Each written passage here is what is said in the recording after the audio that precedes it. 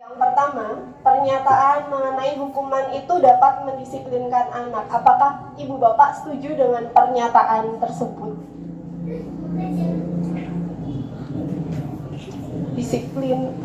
Hukuman dapat mendisiplinkan anak. Misalnya ada anak yang terlambat, kemudian kita suruh lari keliling lapangan 3 kali seperti itu, apakah itu dapat mendisiplinkan anak atau tidak? Tidak. Nggih. Karena hukuman memang tidak sesuai nggih, Ibu Bapak. Yang kedua, pemberian hukuman dengan hal positif seperti membaca atau membersihkan halaman sekolah dapat meningkatkan disiplin anak. Tentu kita juga menyetujui bahwa ini hanya sementara saja. Kadang kita udah menerapkan ini, oke, anak saat itu disiplin, tapi di kemudian hari tidak menutup kemungkinan bahwa hal serupa dapat terjadi lagi. Dan yang ketiga, memberikan penghargaan dapat meningkatkan motivasi belajar anak. Ya, saya juga dulu sering menerapkan hal ini. Saya sering memberikan hadiah, ayo siapa yang bisa membuat teks dengan bagus akan saya berikan hadiah. Tapi ternyata itu ya hanya terjadi untuk saat itu saja. Nanti kalau udah nggak dikasih hadiah, mereka tidak akan termotivasi, tidak akan rajin belajar lagi. Yang selanjutnya adalah perubahan paradigma, Ibu Bapak. Kita itu memiliki kontrol atas diri kita sendiri, bukan begitu? Begitu juga dengan murid-murid kita. Misalnya saya ingin meminta kepada Pak Warno. Pak Warno misalkan punya rahasia nggak, Pak? Punya. Dan sekarang tugasnya Pak Didik adalah merayu Pak Warno untuk menceritakan rahasianya Pak Warno. Ayo Pak, coba rayu Pak Warno supaya mau memberitahukannya. Nggak bisa dirayu. Rayu Pak Warno ya sama susah. Atau ada Bapak Ibu guru lainnya yang mau merayu Pak Warno agar Pak Warno mau memaparkan rahasianya gitu?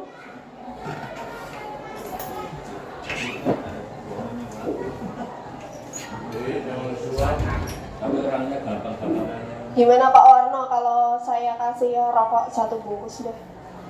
Mau nggak ngasih? Udah punya duit.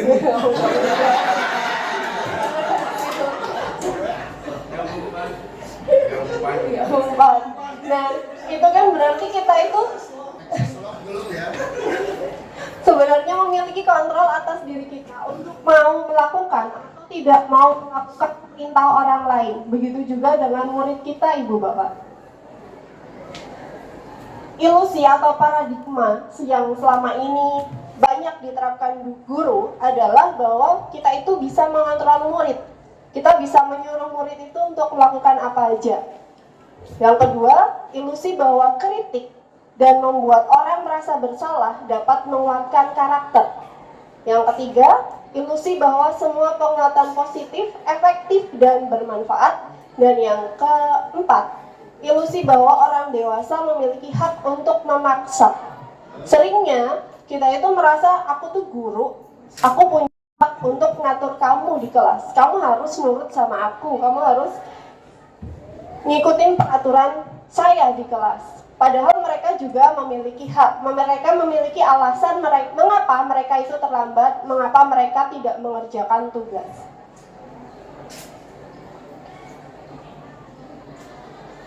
Dalam perubahan paradigma stimulus respon dan teori kontrol atau teori pilihan, stimulus respon itu kita mencoba untuk mengubah orang agar berpandangan sama dengan kita. Padahal dalam teori kontrol atau pilihan, kita berusaha memahami pandangan orang lain tentang dunia. Jadi kita nggak melulu mengubah pandangan anak itu agar sama dengan kita. Kita nggak perlu mengubah pandangan anak terhadap warna hijau itu agar selalu hijau. Mereka kan boleh berpendapat bahwa ini adalah hijau sage, ini adalah hijau toska, kayak gitu. Yang kedua, perilaku buruk dapat dilihat sebagai suatu kesalahan. Padahal semua perilaku memiliki tujuan.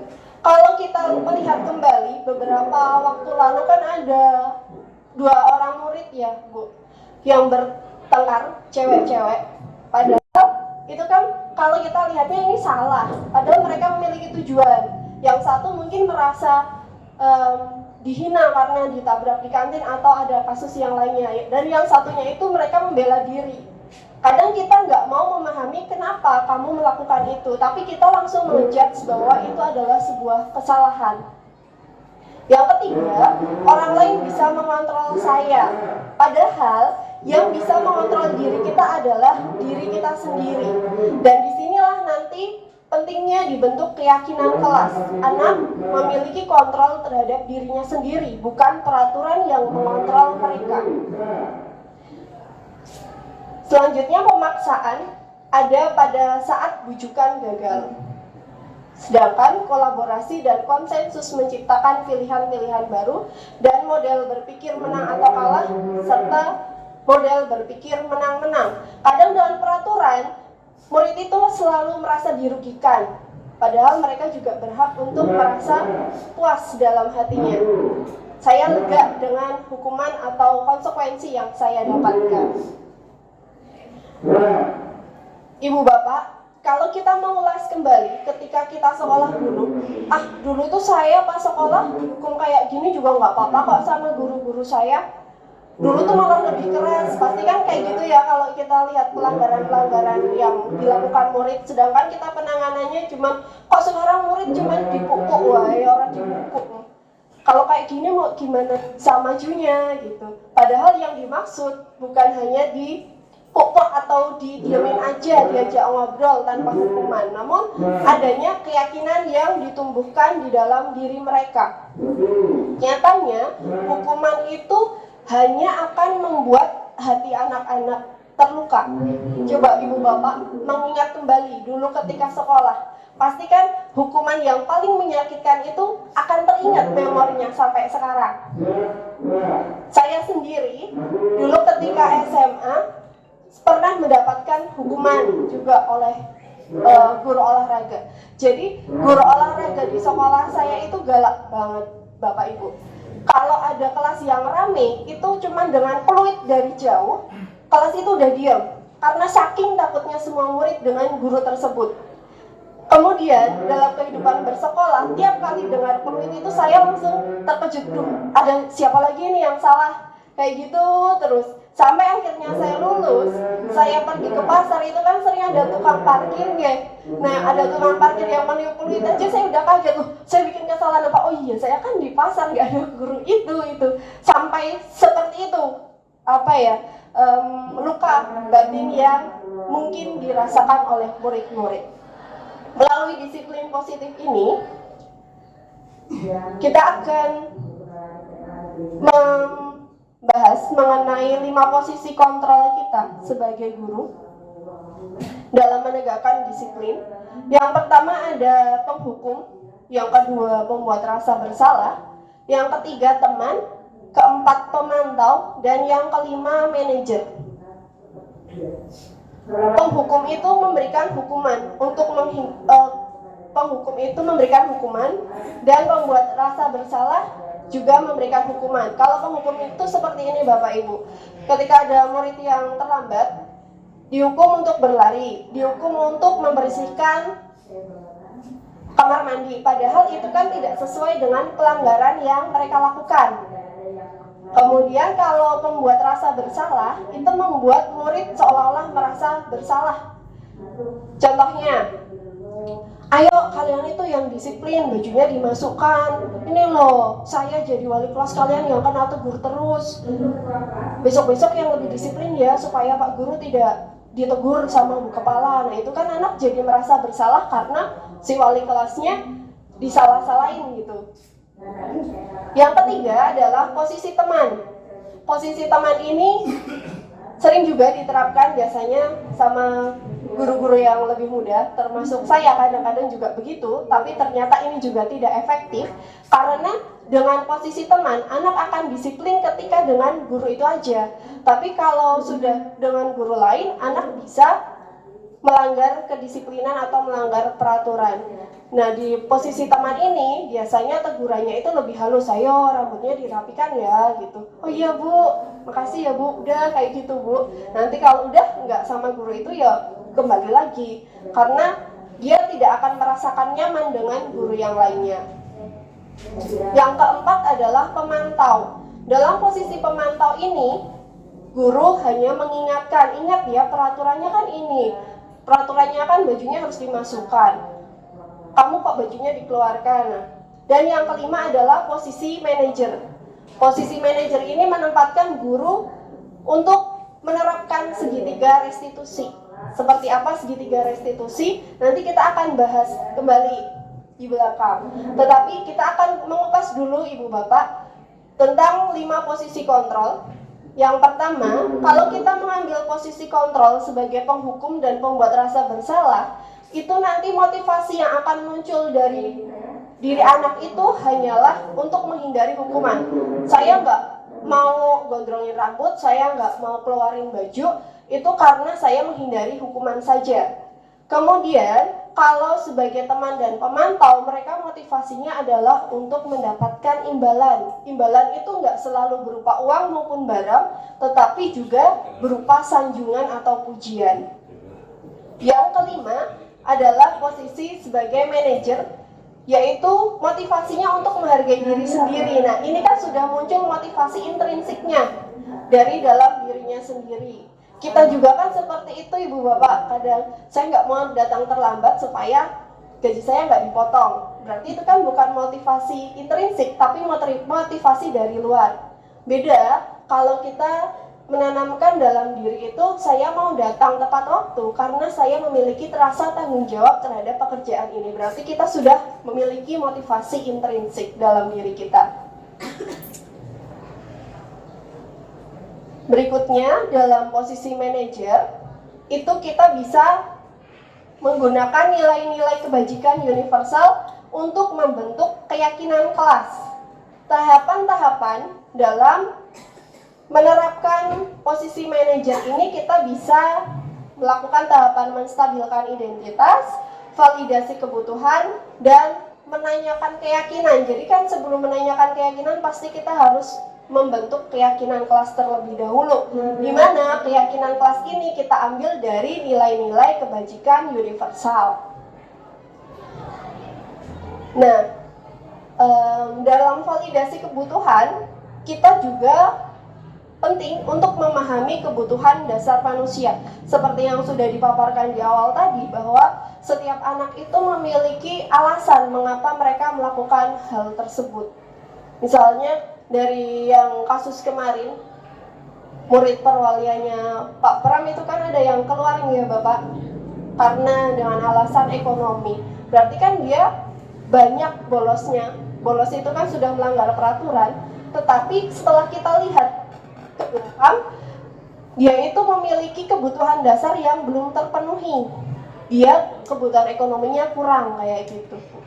Jadi sebelum kita melakukan tindakan ke anak, kita validasi dulu kebutuhannya mereka, apa yang kurang, agar kita dapat memahami dan memenuhi kebutuhan, membantu mereka memenuhi kebutuhannya, sehingga disiplin positif ini dapat berjalan dengan baik di sekolah kita.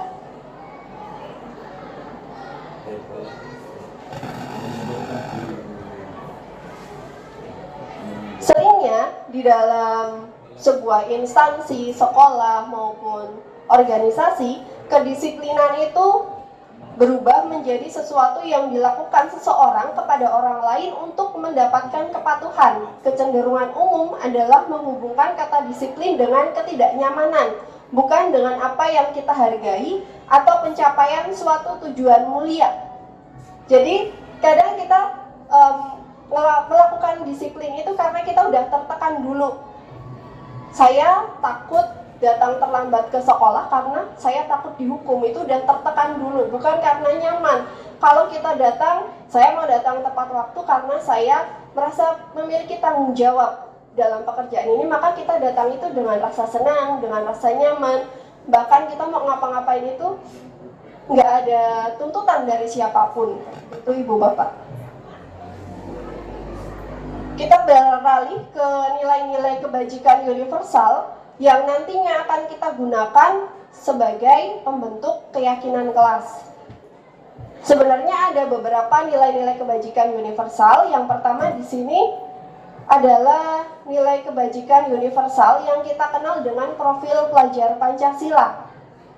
Ada beriman, bertakwa kepada Tuhan Yang Maha Esa, dan berakhlak mulia, kemudian mandiri, bernalar kritis, berkebinekaan global, bergotong royong, dan kreatif. Nah, setiap nilai-nilai ini dapat kita ambil untuk membentuk keyakinan kelas Ibu Bapak. Misalnya, ini kan ada bergotong royong nih. Pengejauhan tahannya dalam perilaku, misalnya dengan melakukan piket harian bersama, itu kan gotong royong. Nah, kemudian mandiri, bernalar kritis, kreatif, yang masing-masing juga memiliki perwujudan sikap perilakunya sendiri. Di sini, selain dari profil pelajar Pancasila, juga ada beberapa nilai kebajikan universal.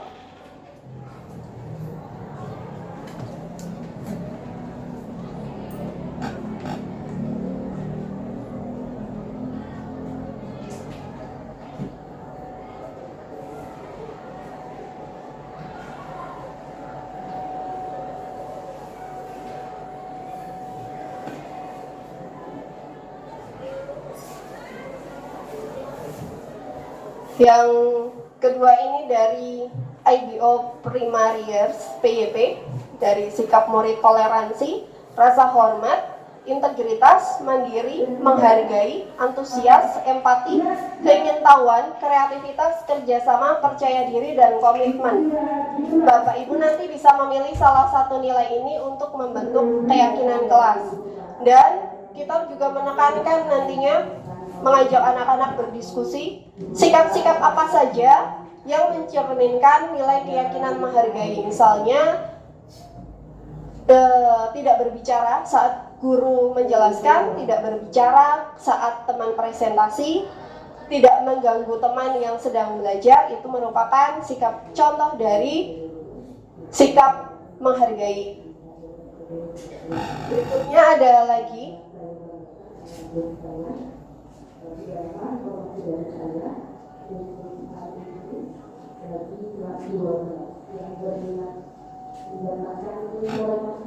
dari 9 pilar karakter. Yang pertama ada cinta Tuhan dan segenap ciptaannya, kemandirian dan tanggung jawab, kejujuran atau amanah, diplomatis, hormat dan santun, dermawan, suka menolong dan gotong royong, percaya diri, kreatif dan pekerja keras, kepemimpinan dan keadilan, baik dan rendah hati, toleransi, kedamaian, dan kesatuan.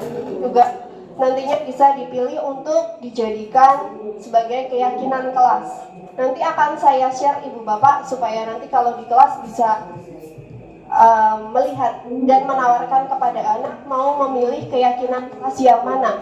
Dan ketika membuat keyakinan kelas itu tidak perlu banyak-banyak. Misalnya membuat 6 saja, tetapi dibantu untuk menjabarkan sikap-sikap yang mencerminkan keyakinan kelas tersebut.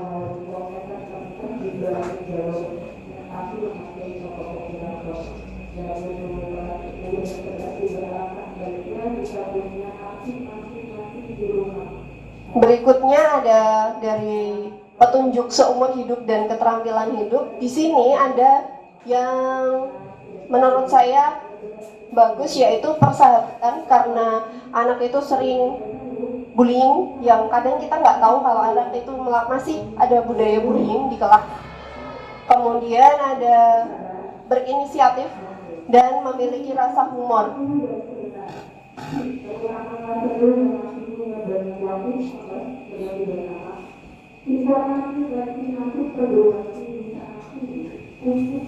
Berikutnya ada the 7 essential virtues, ada empati, suara hati, kontrol diri, rasa hormat, kebaikan, toleransi, dan keadilan. Nah, ini kemarin juga yang ditekankan oleh Ibu Kepala Sekolah karena berkaitan dengan rapor pendidikan kita yang masih rendah perihal toleransi, terutama toleransi beragama.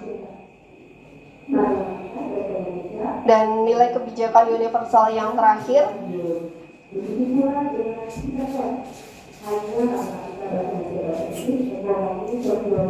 ada di dalam kolom. Mungkin dari 6 nilai-nilai kebajikan tersebut ada yang sama antara satu dengan yang lainnya. Jadi nanti kita bisa memilih dari yang mana saja boleh. Kita boleh memadukan dari profil pelajar Pancasila dengan IBO dengan 9 pilar karakter, bisa kita padukan bersama seperti itu.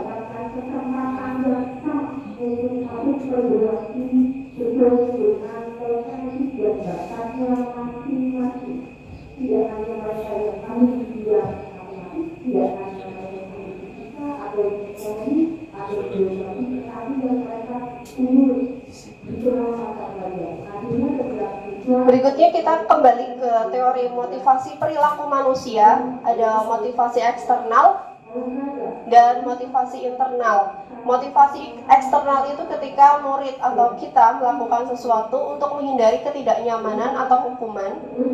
Apa yang akan terjadi apabila saya tidak melakukannya? Berarti kan saya akan dihukum. Hukuman itu akan membuat murid tidak nyaman. Yang kedua adalah motivasi eksternal, untuk mendapatkan imbalan dari orang lain.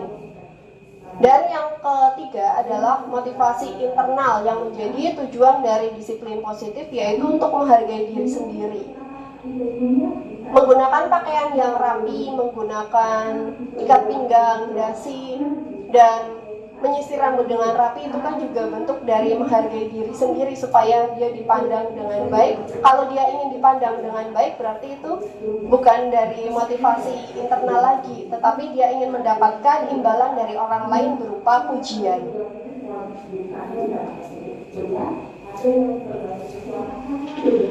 Dihukum oleh penghargaan, bahwa penghargaan berlaku sama dengan hukuman, dalam arti meminta atau membujuk seseorang melakukan sesuatu untuk memenuhi suatu tujuan tertentu dari orang yang meminta atau membujuk.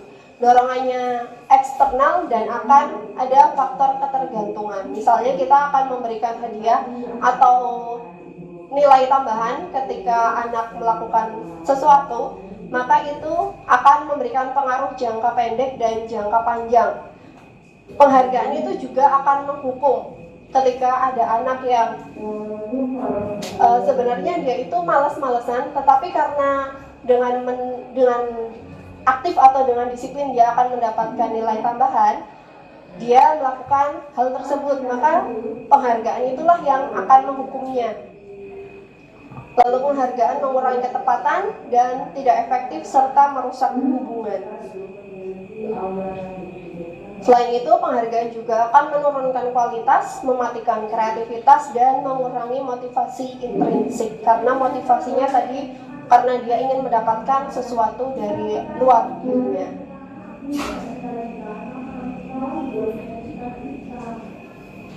Dalam bentuk program kebajikan, kita bisa memberikan apresiasi. Dalam memberikan apresiasi atau pengakuan perlu diingat bahwa kita bisa memberikan pengakuan secara khusus, pengakuan secara pribadi, pengakuan kepada semua murid secara konsisten, dan fokus kepada proses ketika murid melakukan disiplin positif tersebut.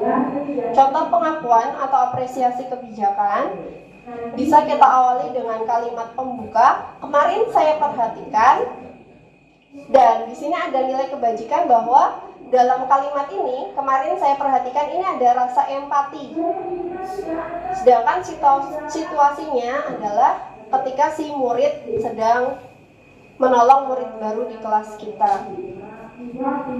Kemarin saya perhatikan rasa empatimu besar sekali pada saat menolong murid baru di kelas kita. Tadi kan kita sudah membaca bersama bahwa empati itu termasuk dalam keyakinan kelas. Lalu, saya menghargai kepedulianmu pada saat kamu membantu teman-temanmu di tugas kelompok. Nah, nilai kebajikannya adalah kepedulian.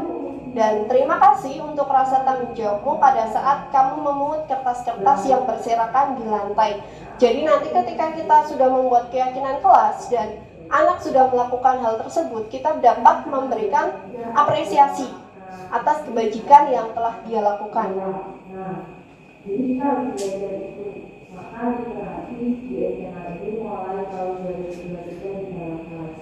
Jadi besok Bapak Ibu, saya ingin mengajak Bapak Ibu untuk membedakan antara hukuman dengan konsekuensi. Kadang kita kan, dia kan itu membersihkan kamar mandi karena dia terlambat itu merupakan konsekuensi, padahal itu merupakan hukuman. Karena kalau konsekuensi itu harus sejajar dengan pelanggaran yang dilakukan.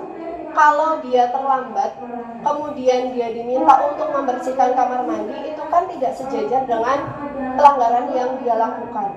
Yang pertama, mencatat 100 kali di dalam buku, kalimat saya tidak akan terlambat lagi karena terlambat sekolah. Menurut Ibu Bapak ini konsekuensi atau hukuman? Hukuman. Oke, nanti kita lihat jawabannya di slide berikutnya. Lari mengelilingi lapangan basket 2 kali karena terlambat hadir di sekolah, konsekuensi atau hukuman? Hukuman.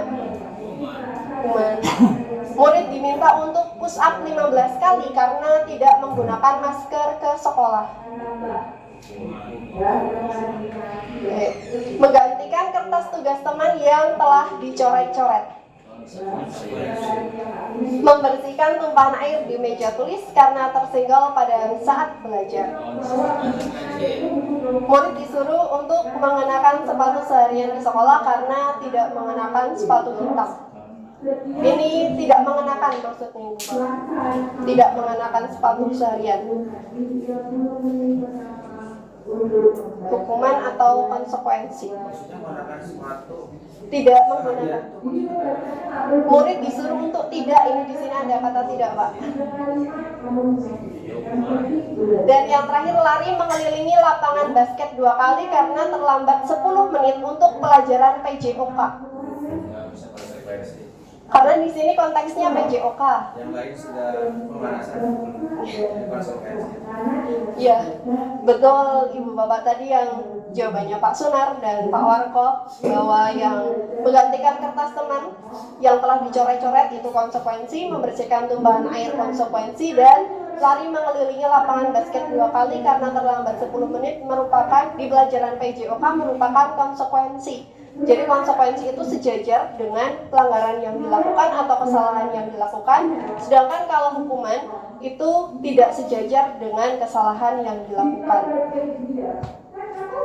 Perbedaan antara hukuman dan konsekuensi. Kalau hukuman itu sesuatu menyakitkan yang harus terjadi, sedangkan konsekuensi adalah sesuatu yang harus terjadi. Hukuman membuat anak sakit, baik fisik maupun hati untuk jangka lama, sedangkan konsekuensi hanya membuat anak merasa tidak nyaman dalam jangka waktu pendek. Kadang kan ada ya Bapak Ibu yang anak mengotori lantai atau membuang sampah di lantai, itu sampahnya siapa ya dipungut? Bukan saya Bu, bukan saya. Tapi kemudian dia memungut, dan saat itu kan dia merasa gak nyaman dengan apa yang dia lakukan.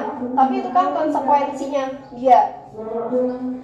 Yang ketiga, anak itu membenci kedisiplinan, sedangkan konsekuensi membuat anak lebih menghargai disiplin. Berikutnya, hukuman merupakan paksaan, sedangkan konsekuensi berupa stimulus dan tanggapan. Hukuman mendorong anak menyakiti diri sendiri, konsekuensi mendorong anak agar mudah menyesuaikan diri. Hukuman adalah konsep diri yang buruk, sedangkan konsekuensi adalah konsep diri yang baik. Hukuman membuat anak belajar untuk menyembunyikan kesalahan, makanya ada anak yang sembunyi-sembunyi merokoknya, itu karena adanya hukuman. Sedangkan dengan konsekuensi anak belajar untuk mematuhi peraturan. Hukuman membuat anak marah, merasa bersalah, dipermalukan, dan merasa tak dihargai. Sedangkan konsekuensi membuat anak kehilangan hak, dibuat tidak merasa nyaman, diasingkan untuk sementara. Nah, dari hukuman konsekuensi kita beranjak ke restitusi Ibu Bapak. Ini yang saat ini sedang digaungkan. Restitusi Pak Warno. Restitusi. Jadi kan kita sering mendengar, wah anak sekarang bikin pelanggaran, ngerokok kayak gitu masa nggak dihukum. Sebenarnya bukan tidak dihukum, tetapi kita akan mulai menerapkan segitiga restitusi ini dengan menumbuhkan tanggung jawab anak terhadap keyakinan kelas yang sudah dibuat di kelas tadi. Restitusi adalah proses menciptakan kondisi bagi murid untuk memperbaiki kesalahan mereka, sehingga mereka bisa kembali pada kelompok mereka dengan karakter yang lebih kuat. Restitusi juga merupakan proses kolaboratif yang mengajarkan murid untuk mencari solusi untuk masalah mereka dan membantu murid berpikir tentang orang seperti apa yang mereka ingin menjadi dengan tujuan mulia dan bagaimana mereka harus memperlakukan orang lain. Nah, ini diterapkan dengan berdasarkan keyakinan kelas yang sudah dibentuk tadi.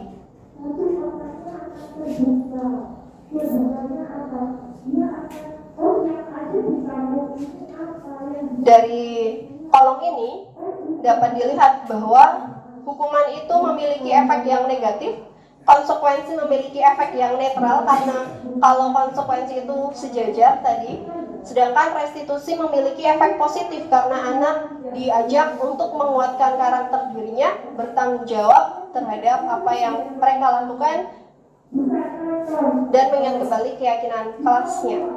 9 ciri restitusi. Yang pertama, bukan untuk menebus kesalahan, namun untuk belajar dari kesalahan. Dari apa yang mereka lakukan, mereka dapat belajar kembali apa yang sudah mereka lakukan dan bagaimana memperbaiki hubungannya.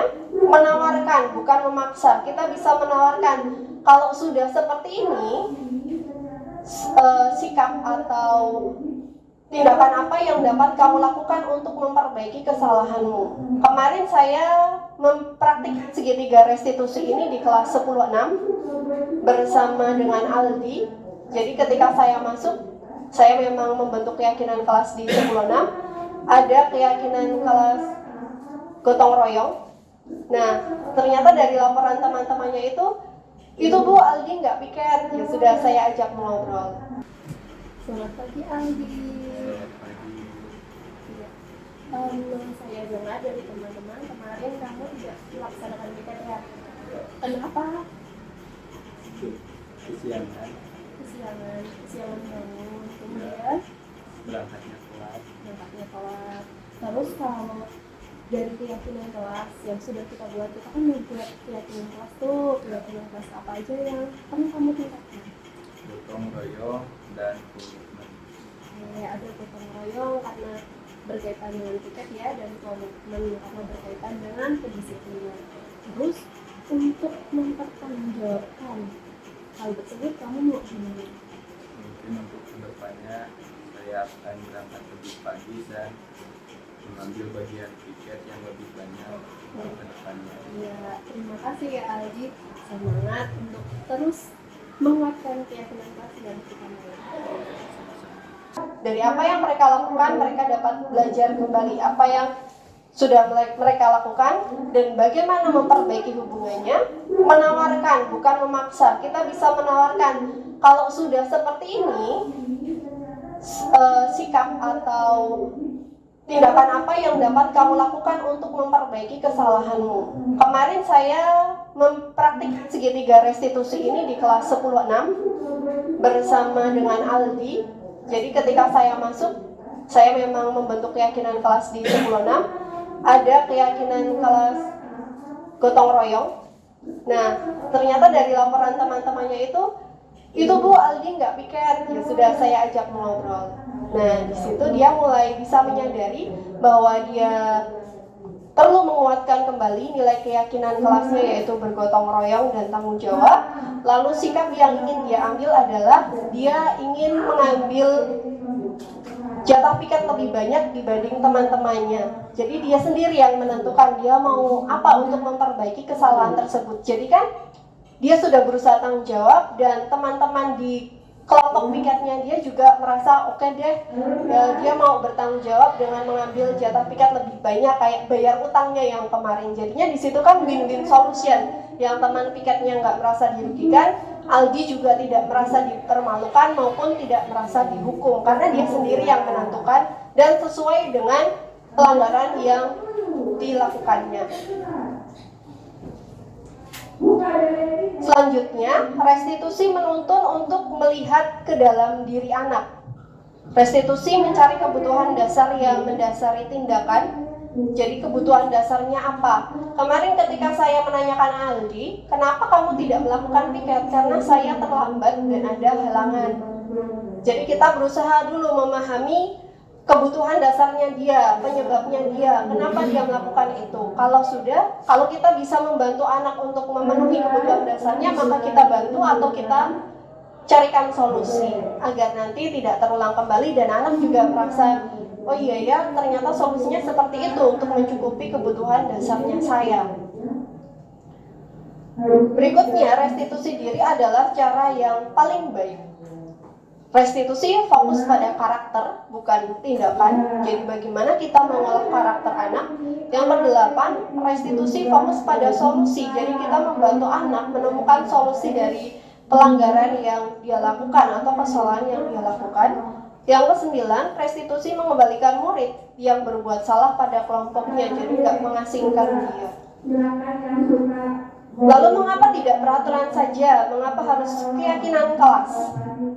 Mengapa kita memiliki peraturan harus menggunakan helm bila mengendarai kendaraan roda 2? Padahal kadang kan ada yang saya mau pakai helm karena saya mau ke Banjar, takutnya nanti ada polisi. Padahal itu lebih ke bagaimana kita menjaga keselamatan diri kita sendiri. Dengan tidak adanya peraturan harus menggunakan helm pun, kalau kita merasa punya tanggung jawab terhadap diri sendiri, kita akan menggunakan helm untuk keselamatan kita. Yang kedua, mengapa kita memiliki peraturan 3M menggunakan masker, mencuci tangan, dan menjaga jarak 1,5 meter? Oh, karena ternyata kalau nggak pakai masker nggak boleh masuk mall, kalau nggak vaksin booster nggak boleh naik kendaraan umum. Nah, ini kan masih motivasi eksternal. Bagaimana kita menumbuhkan motivasi internal bahwa saya mau menggunakan masker untuk menghindari penularan virus. Mengapa kita memiliki peraturan harus datang tepat waktu pada saat mengikuti pelatihan? Nah, untuk mendukung motivasi intrinsik, kembali ke nilai-nilai atau keyakinan-keyakinan lebih menggerakkan seseorang dibandingkan mengikuti serangkaian peraturan-peraturan. Jadi meskipun di sekolah tetap ada peraturan, di kelas kita memiliki keyakinan kelas, dan di dalam diri anak kita membantu menguatkan karakter-karakter anak melalui keyakinan-keyakinan kelas tersebut, saya rasa sekolah ini dapat maju bersama untuk mendukung tercapainya kedisiplinan. Karena kita nggak perlu teriak-teriak lagi ke anak, kita hanya mengingatkan kembali keyakinan kelasnya, menguatkan kembali keyakinan kelasnya, yang tentunya juga sesuai dengan peraturan sekolah. Ibu bapak pasti sering mendengar ada kesepakatan kelas dan juga keyakinan kelas. Dua hal ini adalah dua hal yang berbeda. Kalau kesepakatan kelas itu lebih ke sikap tindakannya, sedangkan kalau keyakinan kelas itu lebih ke ruh yang menjiwai diri anak, yang ada di dalam jiwanya anak. Misalnya, di sini adalah yang sebelah yang hijau adalah kesepakatan kelas, sedangkan yang putih ini adalah keyakinan kelas. Di sini datang tepat waktu mengucapkan salam. Di sini kan ada keyakinan, ada nilai tanggung jawab dengan datang tepat waktu. Mengucapkan salam ini ada keyakinan kelas menghargai orang lain, bahwa di dalam kelas itu ada guru, ada teman-teman yang lainnya, maka dia akan menghargai dengan mengucapkan salam sebelum masuk ke kelas. Berikutnya, menjaga kebersihan sekolah, ada nilai keyakinan kelas tanggung jawab, berdoa sebelum dan sesudah kegiatan, ini ada nilai keyakinan yang ada di profil pelajar Pancasila, takwa kepada Tuhan Yang Maha Esa. Lalu aktif dalam pembelajaran dan tertib, masing-masing memiliki keyakinan kelas yang menjiwainya. Sedangkan di bagian yang putih, kami dan guru dan murid yang saling menyayangi. Ini adalah sikap yang menjiwai, semangat itu menjiwai, dan peduli. Ini adalah hal-hal yang menjiwai tindakan-tindakan anak di sekolah. Berikutnya supaya kita lebih memahami lagi bagaimana kaitannya antara peraturan dengan keyakinan, kita telaah kolom yang ada di sini. Yang pertama, selalu kembalikan buku ke tempatnya. Maka keyakinan kelas apa yang tercermin dalam peraturan tersebut? lagi bidang perlindungan, lulusannya Ya, Pak Warfa tanggung jawab. Yang kedua, dilarang mengganggu orang lain. Di sini mencerminkan keyakinan kelas menghargai orang lain. Yang ketiga, hadir di sekolah 15 menit sebelum pembelajaran dimulai, maka mencerminkan keyakinan kelas tanggung jawab. Dilarang melakukan kekerasan, di sini mencerminkan keyakinan kelas menghargai orang lain. Dilarang menggunakan narkoba, berarti dia menghargai dirinya sendiri karena menjaga kesehatannya dia sendiri. Bergantian atau menunggu giliran juga menghargai orang lain. Menggunakan masker, jangan berlari di kelas atau koridor, ini juga menghargai orang lain juga. Nah, selain apa yang saya sebutkan tadi, juga termasuk ke dalam nilai-nilai atau keyakinan-keyakinan ini. Dilarang menggunakan narkoba, itu berkaitan dengan kesehatan. Bergantian atau menunggu giliran, menghargai orang lain dan bersabar. Menggunakan masker itu berkaitan dengan keyakinan kesehatan dan keselamatan. Jangan berlari di kelas atau koridor, berkaitan dengan keyakinan kelas atau keamanan. Jadi tidak terpisah antara peraturan sekolah yang sudah dibuat dengan keyakinan kelas yang akan dibentuk, melainkan semuanya saling melengkapi antara bentuk tindakan dan ruh yang menjiwai tindakan murid di sekolah. Selain itu, kita juga perlu memahami kebutuhan dasar murid supaya mereka merasa nyaman di sekolah dan mampu melakukan keyakinan kelasnya, yaitu adanya kebutuhan dasar manusia, kasih sayang dan rasa diterima, penguasaan, bertahan hidup, kesenangan, dan kebebasan. Misalnya seorang murid yang berkelahi itu tidak melulu salah, tetapi kita lihat kembali dalam kebutuhan dasar manusianya itu apa yang belum dia penuhi, belum dia miliki sepenuhnya. Misalnya dia tidak memiliki rasa kasih sayang dan rasa diterima, lalu kita bimbing bagaimana menemukan win-win solution-nya atas permasalahan murid tersebut dengan melakukan segitiga restitusi. Di sini saya akan kembali memaparkan 5 posisi kontrol berkaitan dengan penghukum, pembuat orang merasa bersalah, teman, pemantau, dan manajer. Kalau dari penghukum itu motivasinya itu dari guru yang berbuat perbuatannya menghardik, menunjuk-nunjuk, menyakiti, bahkan menyindir murid. Lalu perkataannya, kalau kamu tidak melakukan, awas ya, rasakan ancaman yang ada dalam kalimatnya dan membuat murid sakit hati. Hasilnya adalah memberontak, menyalahkan orang lain dan berbohong. Selanjutnya, murid meletakkan guru di luar dunia berkualitas. Dia akan memandang guru itu orang yang gak baik. Dan murid berkata, biarkan saja, nanti juga marah-marah lagi. Dan yang terakhir, dampaknya murid mengulangi kesalahan. Di sini kita juga dapat merefleksikan, Ibu Bapak, ketika murid melakukan pelanggaran, membolos seperti kemarin melompat pagar, berarti kan di situ ada kebutuhan dasarnya yang belum terpenuhi. Apakah dia itu merasa tidak nyaman di sekolah atau dia menginginkan sesuatu yang lain? Atau misalnya 10-7 mereka sering bolos. Kenapa? Mungkin mereka pengen ruang kelas yang lebih nyaman. Itu kan kebutuhan dasarnya yang belum terpenuhi. Ada keinginan atau hak-haknya yang belum terpenuhi di sini sehingga mereka melakukan pelanggaran. Yang kedua, membuat orang merasa bersalah. Di sini akan cenderung membuat anak itu merasa bersalah.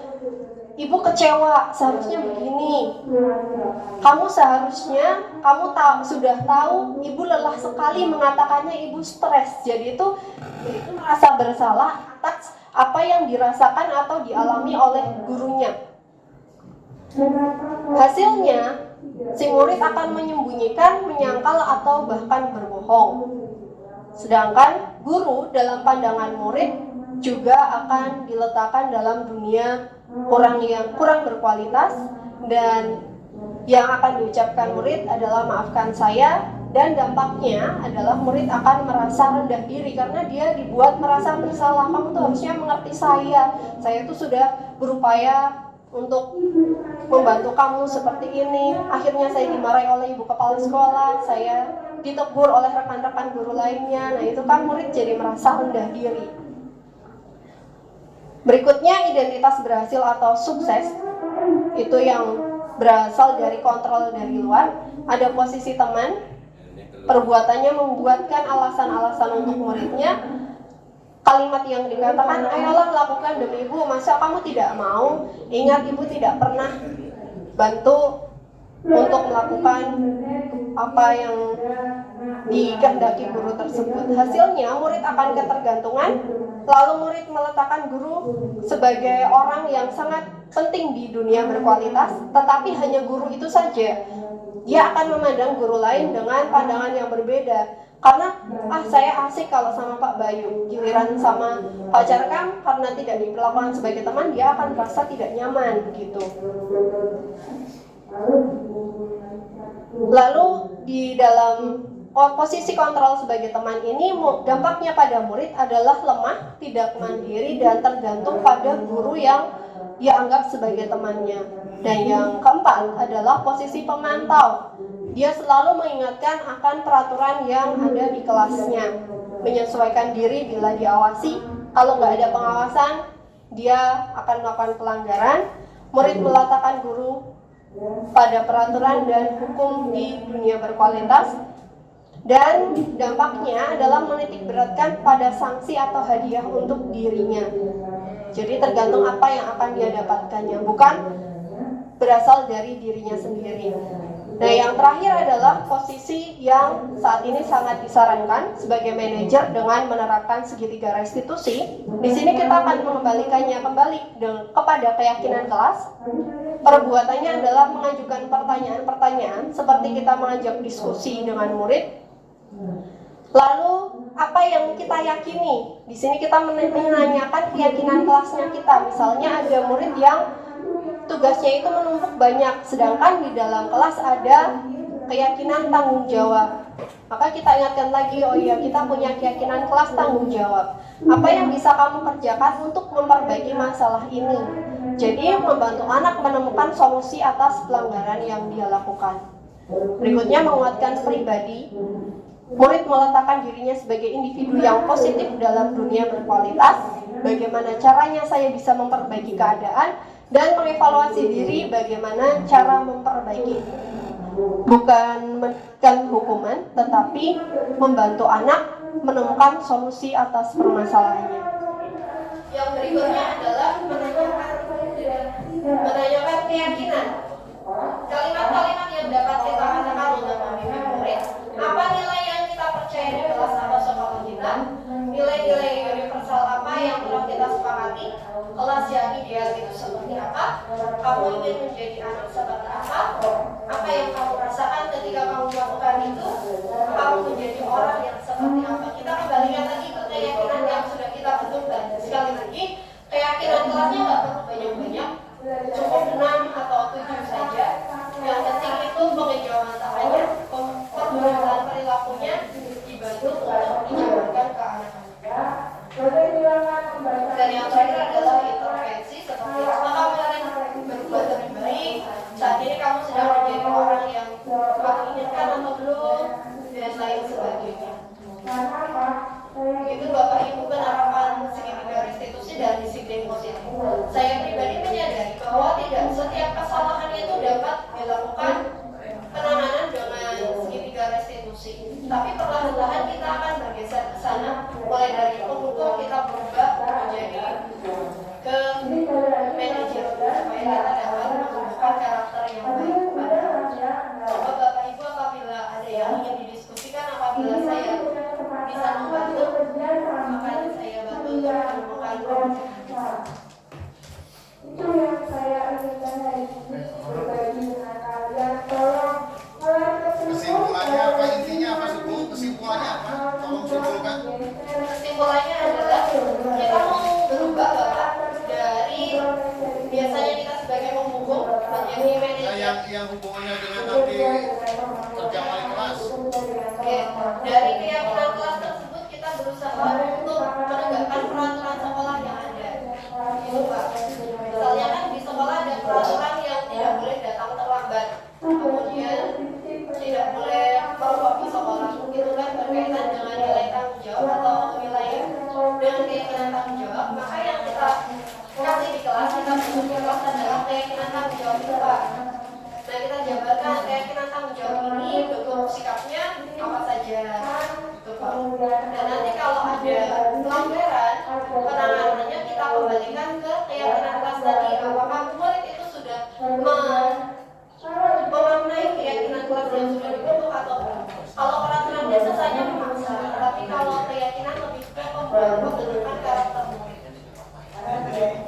Terus apakah tidak bisa kalau kami tiap wali kelas beda-beda itemnya, nanti kan katanya saya masuk ke kelas Pak Rusmanto padahal saya tidak tahu keyakinan kelasnya apa, kan bingung. Jadi apakah tidak kita inventarisir saja sebetulnya permasalahan di SMA Gayo itu apa, sehingga nanti yang akan dibahas oleh wali kelas di setiap kelas itu sama, misalnya tanggung jawab, masalah saling menghargai, masalah gotong royong. Kalau saya dengar dari buku kepala itu tadi gitu, silahkan wali kelas bikin keyakinan sendiri, sehingga nanti kalau saya masuk kelas Pak Rusmanto saya harus ngikuti keyakinan kelas. Itu kan menurut saya melalui. Jadi ya kesepakatan kita saja sebetulnya wali kelas. Apakah mau seperti itu, diinventarisir dulu sebenarnya ini permasalahan di SMA Gayo itu apa, apakah masalah tanggung jawab, tapi masuk nanti dalam pembahasan di keyakinan kelas setiap kelas. Gitu.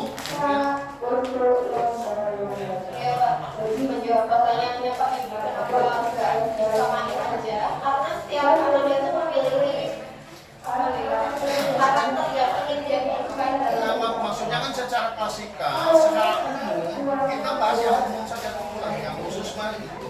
Secara umum kan setiap kelas itu sama saja. Masalah disiplin, tanggung jawab, ya minimal itu disamakan dulu. Nah, yang khusus silakan. Tapi secara umum, secara klasikal kan pasti sama permasalahannya. Nanti yang khusus silakan, paling yang khusus kan hanya 1-2. Jadi ada kesamaan persepsi.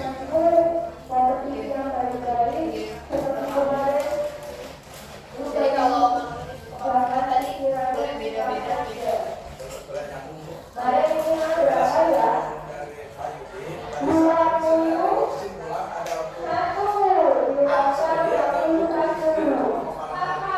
Supaya informasi sama, bagaimana ibu langsung aja bisa bawa gitu yang khusus tadi keyakinan kelas itu sampai ke anak gitu. Tadi kan ada yang buku apa, biar informasi sama nanti wali kelas tinggal masuk ke kantor karena anak sudah tahu apa sih keyakinan kelas, biar informasi sama bisa bawa gitu. Jadi ini ada contoh, nanti kalau sampaikan nanti kadang-kadang beda-beda itu, karena kalau disampaikan oleh polisi berarti anak itu sudah tahu gitu apa sih keyakinan kelas. Tadi ada kan yang dibilang siswa, ada yang sudah kalau itu nanti masing-masing beda gitu ya, isi lah.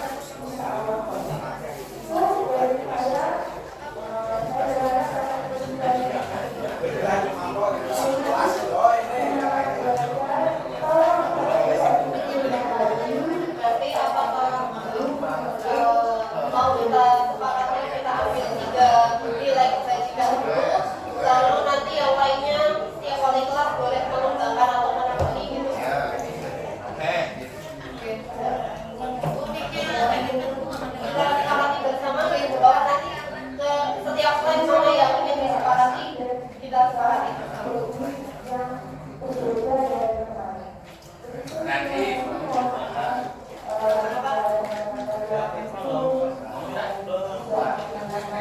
Gotong royong mungkin gitu. Oke. Berarti pertama gotong royong. Ya harusnya sih sesuai dengan visi misi sekolah, sinkron dengan visi misi sekolah. Yang sampai kita sinkron. Apa yang terpenting?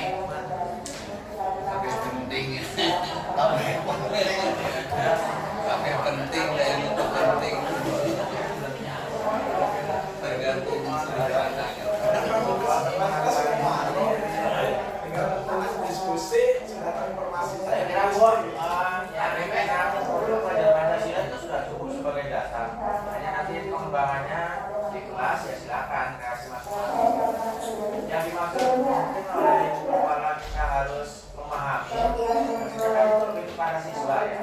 Jadi keyakinan ini lebih kepada siswa dalam rangka pembelajaran. Mungkin hanya pergeseran secara itulah ya, kalau dulu istilahnya hukuman, kalau sekarang istilahnya konsekuensi. Itu yang disebut dengan disiplin positif, sehingga kata-katanya tidak negatif. Walaupun secara umum saya juga tidak seluruhnya sependapat dengan teori ini, maaf Bu. Ya, karena kalau nanti di masyarakat kayaknya karena pendidikan ini merupakan proses menuju masyarakat nanti, sepertinya agak susah ya untuk diterapkan. Misalnya ini ya, orang melakukan pembunuhan berencana dihukum mati, itu konsekuensi atau hukuman?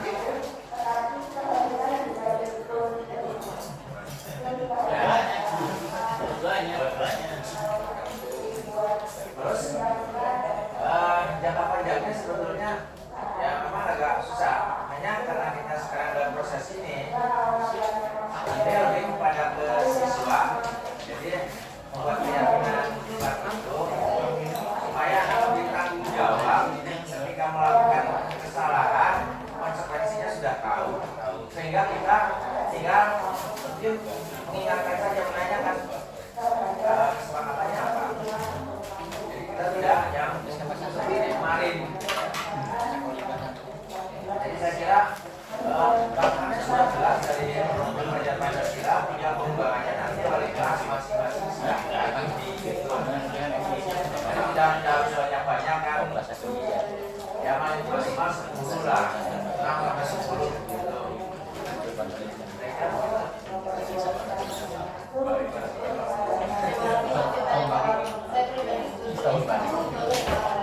Karena saya kalau melihat tadi halaman ke-6 saja, misalnya yang berperilaku buruk itu bukan suatu kesalahan gitu ya, karena masing-masing punya tujuan. Nah, kalau sekarang orang jahat tidak dipersalahkan karena punya tujuan sendiri gitu ya.